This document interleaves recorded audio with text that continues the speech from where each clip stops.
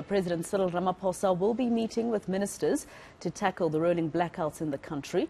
Eskom has plunged the country into stage 5 load shedding until Thursday, and this has caused frustration with everyone, from households to businesses. The meeting is taking place at the Union Buildings. Let's go to our senior reporter, Aviwe Mtila, who joins me now live to just give us details in terms of this meeting. Aviwe, you've been speaking to a lot of people, including businesses and other political parties, since Monday, when we were plunged into stage 6 load shedding. What have these people been telling you they hope the president discusses today?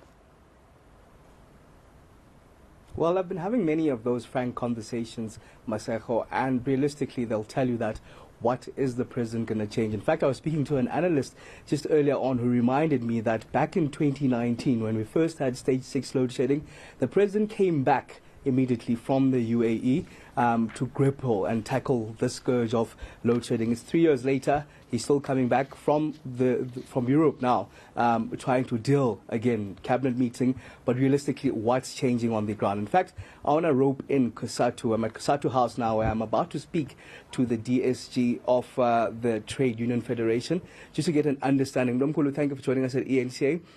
But realistically, it's another meeting. We're having stage 5 load shedding coming back from stage 6. What's going to change?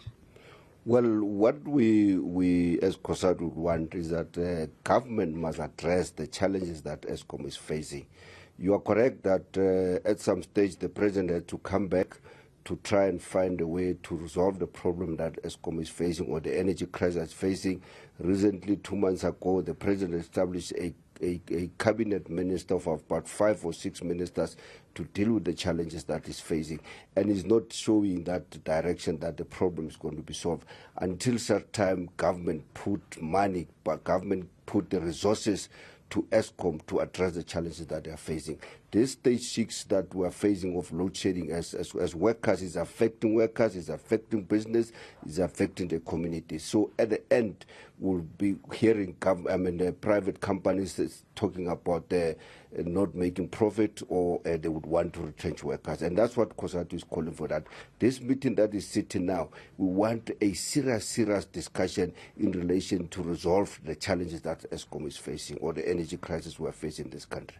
But talking about Eskom, does it have the capacity to deal with load shedding and the crisis at hand? Given that when Andre de Ruyter came in 2 years ago, he promised that within 18 months he'd solve the load shedding woes.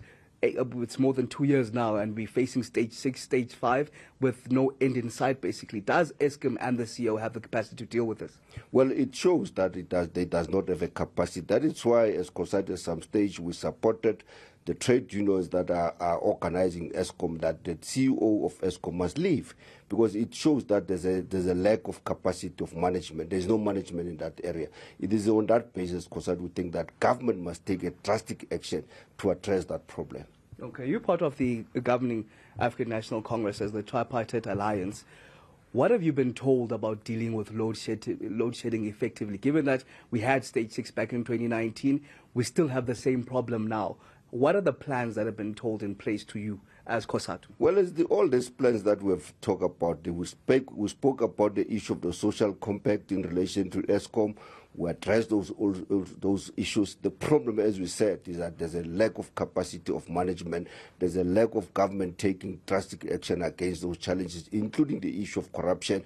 There's a lack of implementing those issues that we have raised at the level of the alliance, in particular at the political council, at the secretariat alliance meeting, at the ANC under the socio-economic. We've been raising those issues. So it's about time that government that is leading, the political party that is leading this government, take a drastic action to avoid all those challenges that we are facing in relation to this economic. The economic crisis is also part of that, because issues of energy create a serious economic in our country.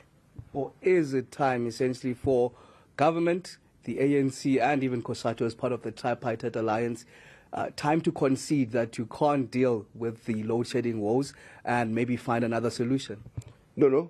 What we are saying is that government, there is a solution that we've submitted. Government must implement what we said they must implement in relation to the social compact of Eskom. So if they take those plans that we presented to them, they implement, we're very clear and we're sure that the challenges of the of the energy crisis or ESCOM challenges will be resolved. Okay, just quickly, maybe relay those plans for the viewer that's listening at the moment. What should happen? What should happen now? What we said, I'm repeating myself, that the president has come back. He has convened the cabinet ministers, including those ministers that were put in place. I think the Minister of Energy, the Minister in the Presidency, the Minister of Finance, Pravin Gordhan, the Minister of Environment. They are there. We want a serious action, and that action is that they must address the challenges that is facing ESCOM. One of them, it must be the issue of providing resources, and resources meaning that, for example, ESCOM is facing a challenge of under resources or under budget of 40 billion. We are saying they must make sure that they give 200 billion to ESCOM to address those challenges. Issues of maintenance must be addressed by ESCOM, led by government of the ANC.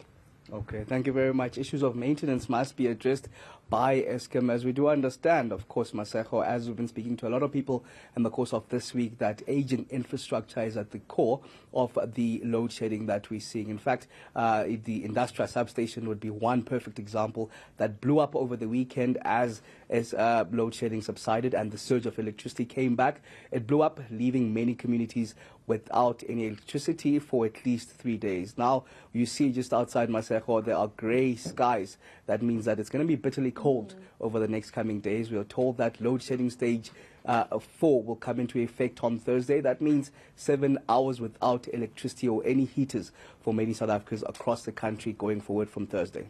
Right, Aviwe Mtila live for us at COSATU House in Braamfontein here in Johannesburg. Thank you. Let's leave it there for now.